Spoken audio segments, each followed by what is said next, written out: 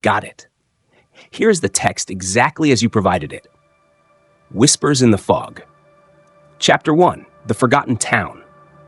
Elliot Carter had spent his career chasing urban legends, but nothing intrigued him more than the mystery of Ash Hollow, a town erased from maps, whispered about in hushed tones. The locals in the neighboring towns refused to speak of it, their eyes clouded with something deeper than fear. One evening, a battered, yellowed envelope arrived at his apartment. The return address was simply Ash Hollow. Inside was a single, fragile note, written in ink that had long since faded. "We remember. Do you?" A chill crept down his spine. He had never been to Ash Hollow, but something told him he needed to go. Chapter 2, Entering the Unknown. The road to Ash Hollow shouldn't have existed. There was no sign, no markings. Yet somehow, Elliot found himself driving along a narrow dirt path, winding through a dense, twisted forest. The trees loomed overhead, their branches curling inward like skeletal fingers, suffocating the last rays of the sun. Then, the fog came. Thick, unnatural, alive. His headlights barely cut through it. The air grew heavy, pressing against his chest. His GPS lost signal. His radio crackled with static. And in the silence between, a voice whispered his name. Then, his car died. Ash Hollow had found him. A faint tapping on his car window made his blood run cold. When he turned to look, nothing was there. But the glass had fogged over, and drawn into it, a single handprint, smeared as if something had been dragged away. Got it. Here's the text exactly as you provided it. Chapter 3, The Town That Shouldn't. The town lay ahead, untouched by time. Wooden houses with sagging roofs lined the empty streets, their windows gaping like hollowed eyes. A rusted sign creaked in the wind, its letters barely visible. "Welcome to Ash Hollow." He stepped out, every instinct screaming at him to turn back. But something pulled him forward. Somewhere in the distance, a bell tolled, and then he saw them, silhouettes standing in the fog. They did not move. They did not speak. They only watched. A guttural murmur rose in the distance, barely discernible but unmistakably human. Or was it? Then one of the figures twitched, its head jerking at an impossible angle with a sickening crack. A grotesque, wet squelch followed as if something inside it had torn. Its mouth gaped open in a silent scream, the skin around it, stretching unnaturally, and then, slowly, it began to move toward him. Chapter 4, The First Warning. Elliot's pulse hammered in his ears as he approached the town square. The figures remained still, blurred by the dense fog. He reached for his camera, but when he looked through the lens, they were gone. A breath of wind whispered through the empty town, carrying a voice. "You shouldn't have come." Then, the church bell rang again. Dong! A single figure emerged from the fog, a woman in a tattered black dress, her eyes locked onto Elliot's. She did not blink, she did not breathe. Then she smiled. Her lips parted to reveal jagged, blackened teeth. The bell tolled once more, and she vanished. A sound, a faint scraping, echoed from behind him. He turned sharply, but there was nothing but a shifting mass of fog creeping ever closer. Then, a voice, not from behind, but from inside his own head, whispered, "You were never supposed to leave." The word sent a sharp, ice-cold sensation racing down his spine. His vision blurred for a moment, replaced by fleeting images, hands clawing at a wooden door, muffled screams, and something unseen dragging a body into the fog. A sudden, suffocating pressure wrapped around his chest, as if unseen fingers were gripping his ribs.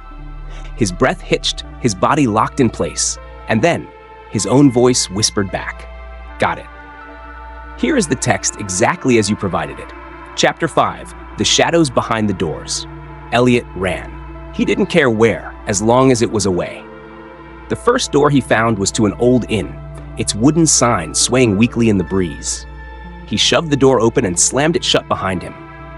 Inside, the air was thick with dust and the scent of something rotting. Furniture stood untouched, as if abandoned mid-use. A single candle flickered on the counter, though no one had lit it. Then a creak above. His breath caught in his throat, footsteps, slow, deliberate. He turned toward the staircase. A shadow stood at the top, just out of reach of the candlelight. It did not move until the candle went out. The darkness whispered his name. Then something laughed. Chapter 6, The Lost Ones. Elliot didn't remember running, only the sensation of falling, the cold seeping into his bones as he landed hard on damp earth. He was outside again, the fog wrapping around him like a second skin. A whisper.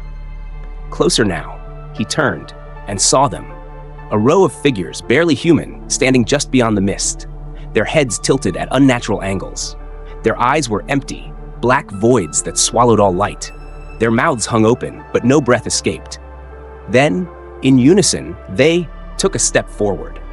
A single disembodied hand reached from the fog, brushing against his shoulder. It was cold and wet, its fingers twitching as they traced his skin. Then a second hand, and a third. Then they whispered in his voice, but it was wrong. The words elongated, stretching and warping, like a chorus of echoes speaking at different speeds. Some whispers were high-pitched, frantic, others slow and guttural, as if spoken through water. The air around him rippled, vibrating with the sound, and for the briefest moment, he felt something cold brush against the back of his neck. Got it. Here is the text exactly as you provided it. Chapter 7, The Truth Beneath the Fog. Elliot staggered backward, his mind racing. He reached for his phone, but the screen was filled with static, the numbers on the clock blinking zeroed. A cold hand brushed against his shoulder. We remember, do you? A voice rasped in his ear. Memories, not his own, flooded his mind. Screams, a town burning, faces distorted in terror, and a single undeniable truth. He had been here before.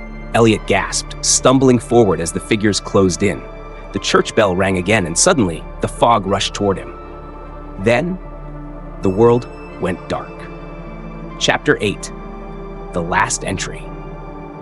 Days later, a group of hikers found Elliot's abandoned car at the forest's edge, the driver's side door still open. The vehicle was covered in handprints, smudged and uneven, as if dozens of hands had reached for it. There was no sign of Elliot. The only thing left behind was his camera, lying in the dirt nearby. The last photo taken showed an empty street, shrouded in fog. But if you looked closely, in the mist, something was watching. And in the faint reflection of the camera lens, Elliot was standing there, smiling. But his lips were stretched too wide, his teeth too sharp, as if the expression had been forced onto his face. His eyes, vacant and hollow, seemed to peer beyond the reflection, as though he could see through the glass, directly at whoever was looking. The smile did not fade, it only grew. Then the whisper came one last time. Now you remember too.